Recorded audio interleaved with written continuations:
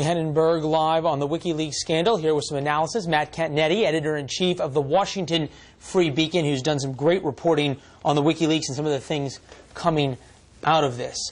When you see these emails, it seems pretty clear that there is a quid pro quo of putting a couple $1 million to the Clinton Foundation, and Secretary of State Hillary Clinton is either going to show up or will at least say she shows up and then maybe renege.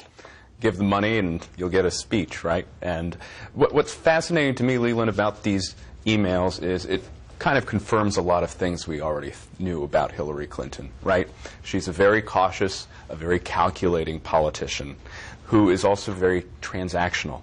And so whether it's giving a speech in return for a $12 million donation or maybe even favor trading.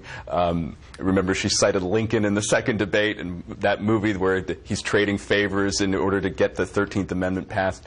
This is who Hillary Clinton is. And that type of personality and those traits would follow her into the White House if she wins.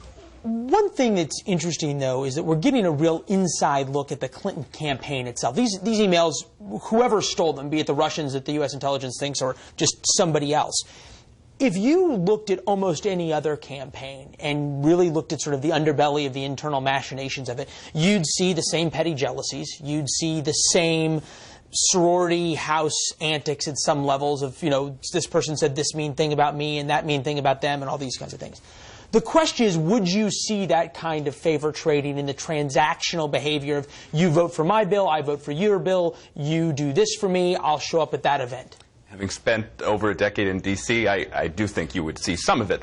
Probably not as explicit as in the Huma Abedin email that Molly quoted in her piece. But this is very typical of politics, I think, on both sides of the aisle. What the Clintons do and what the Hillary Clinton team does is they're a little bit more just upfront about it. And it's just much more obvious and gratuitous in some ways when the Clintons engage in it. Well, and they put a price tag on the Lincoln bedroom. They put a price tag on a lot of things.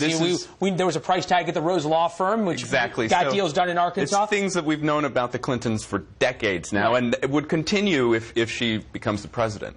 You talked about the Huma Abedin emails and just how blatant, if you will, they are, and more from those emails in this latest WikiLeaks dump, continuing from what Molly was talking about of the $12 million to the Clinton Global Initiative as it related to showing up in Morocco for a speech. In November 2014, Huma Abedin writing, no matter what happens, she, meaning Hillary Clinton, will be in Morocco hosting CGI, Clinton Global Initiative, on May 5 through 7. Her presence was a condition for the Moroccans to proceed, so there is no going back on this. Now, we now know that Hillary Clinton didn't show up. Bill and Chelsea did. Also, this was after her time as Secretary of State. Does that change things? Well, one of the things it reveals is the political concerns from within the campaign about this speech, because here is a country, the Kingdom of Morocco, that had been cited by Hillary's own State Department for human rights violations and elections and such. So the campaign was very much aware and is aware about Hillary's messes. And in these emails, it's very interesting to see them try to clean them up. There's that other great email where one of her top aides says, you know, the one thing we know about Hillary is that she has suboptimal political instincts, right? So if the team knows that, it's actually, in a way, kind of heartening. Because at least they know that. Exactly. Matt, very quickly, more emails to come. How many? We have any idea how many more WikiLeaks dumps there are? I think the only person who knows that is Julian Assange in the Ecuador. He's a little tough. He's a little tough to get a hold of these days. Now that they cut out his internet. Cut out his internet. Yeah. Who knows? All right, Matt Continetti. When the WikiLeaks dumps do come out, we know you guys will be going through them. Bring it to us as it happens. Thank you. Thanks, Matt. Liz. All right, more news from